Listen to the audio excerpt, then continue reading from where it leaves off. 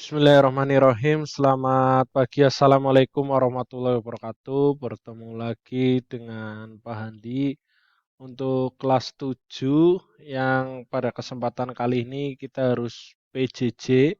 Nah, kali ini Pak Handi akan membahas materi komposisi penduduk, tapi sebelum kita memulai pelajaran kali ini, alangkah lebih baiknya jika kita terlebih dahulu berdoa menurut kepercayaan dan agama masing-masing. Silakan berdoa, mulai. Berdoa, selesai. Oke, setelah kita berdoa, dilanjut ke materi yang kali ini, yaitu komposisi penduduk. Bisa dilihat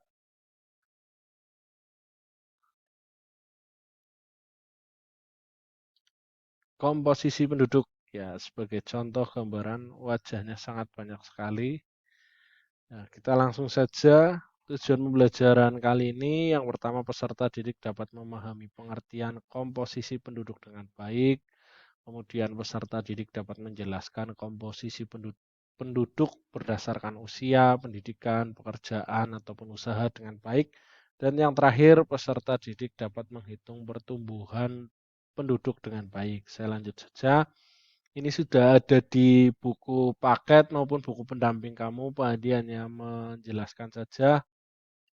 Yang pertama mengenai pengertian komposisi penduduk. Ya, komposisi penduduk adalah pengelompokan penduduk atas dasar kriteria tertentu yang disesuaikan dengan tujuan tertentu, misalnya secara geografis, secara biologis, secara sosial, ataupun secara ekonomi. Berdasarkan jenis kelamin,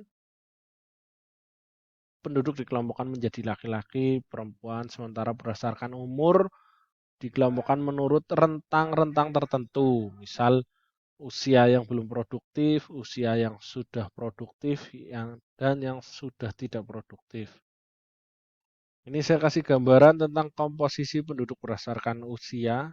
Ya, yang pertama ada usia produktif 15 sampai 64 tahun, kemudian ada yang belum produktif 0 sampai 14 tahun, dan usia yang tidak produktif yang lebih dari 65 tahun. Kemudian ini gambaran piramida penduduk berdasarkan usia. Jika kita lihat di negara-negara berkembang, kebanyakan piramidanya itu seperti piramida yang sebelah kiri ini, di mana usia muda lebih banyak ketimbang yang tua, dan di negara yang maju malah sebaliknya, piramida penduduk tuanya yang lebih banyak, sedangkan usia-usia kecilnya sedikit. Komposisi penduduk berdasarkan pendidikan.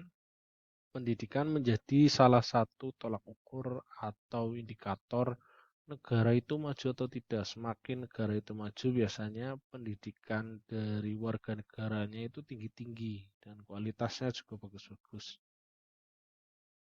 Komposisi penduduk berdasarkan usaha atau pekerjaan yang tadi, suatu negara juga dapat dilihat dari perekonomiannya maju atau tidak dari banyaknya warganya yang menggeluti bidang usaha. Misal jika masih bergelut di bidang pertanian yang tradisional, maka bisa dikatakan negara tersebut belum terlampau maju. Tapi negara maju identik dengan bidang usaha maupun jasa dan industri. Yang terakhir, untuk pertumbuhan penduduk dan kualitas, sama pertumbuhan penduduk berarti antara perkembangan jumlah penduduk yang menambah dan mengurangi itu. Jadi keseimbangan dinamis antara kekuatan jumlah penduduk yang menambah dan yang mengurangi. Jadi yang melahirkan berapa atau yang meninggal dan yang migrasi itu berapa, nanti tinggal dihitung. Nah, kualitas penduduk juga sangat dipengaruhi oleh tingkat pendidikan dan kesejahteraan.